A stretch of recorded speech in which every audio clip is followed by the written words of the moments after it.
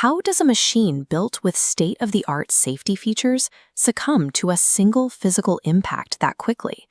In 1912, construction of the Titanic cost over $7.5 million, roughly $400 million in today's currency. The White Star Line engineered every deck to function as a floating five-star hotel.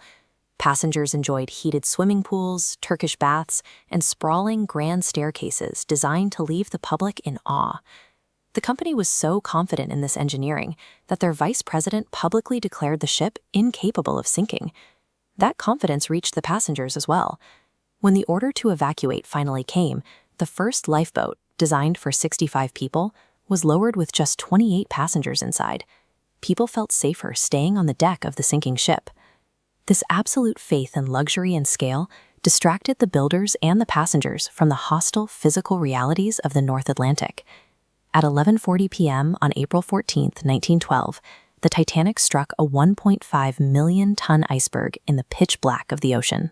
Less than 3 hours later, the largest vessel of its era rested on the ocean floor. How does a machine built with state-of-the-art safety features succumb to a single physical impact that quickly? The exact reasons remained buried for over 70 years. It was only when oceanographer Robert Ballard discovered the wreck in 1985 that investigators could finally see a trail of engineering compromises. The 1.5 million-ton iceberg initiated the disaster. The structural compromises found in the wreck reveal why the ship disappeared so quickly.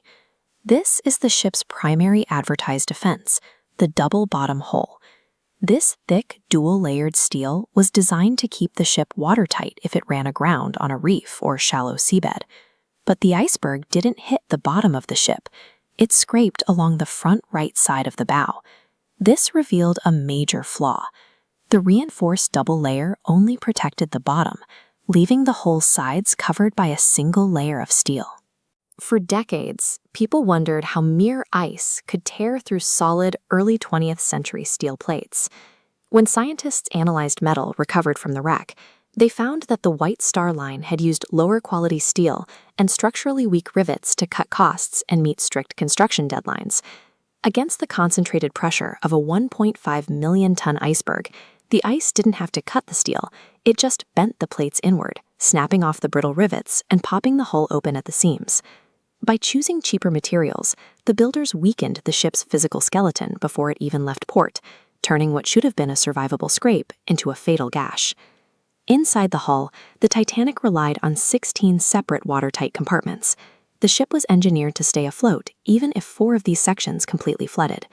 Because the iceberg scraped along the side, the seam opened up across 6 of them, instantly exceeding the maximum survival limit. Even worse, the compartments weren't actually watertight. To accommodate the sprawling grand staircases and luxurious public spaces, the dividing walls inside the hull did not connect all the way to the ceiling deck.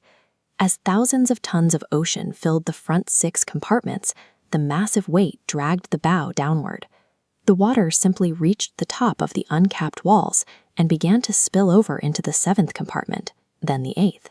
It's the exact same physics as an ice cube tray.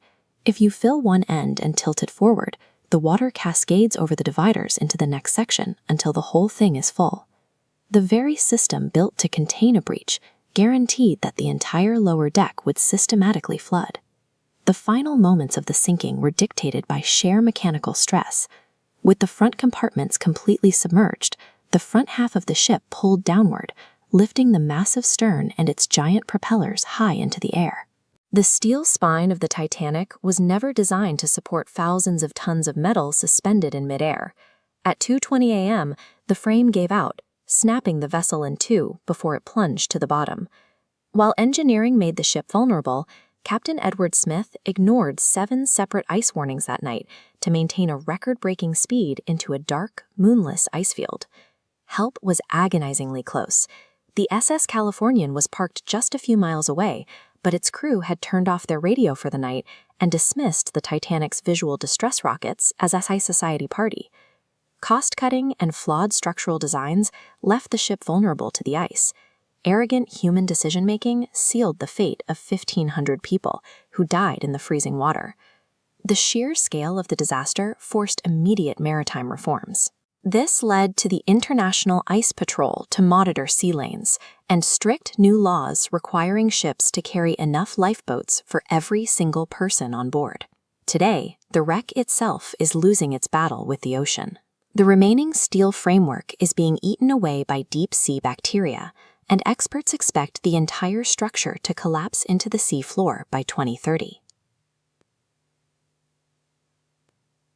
The Titanic stands as a permanent lesson in engineering. When creators prioritize aesthetics, speed, and profit margins over structural integrity, nature will always find the flaw.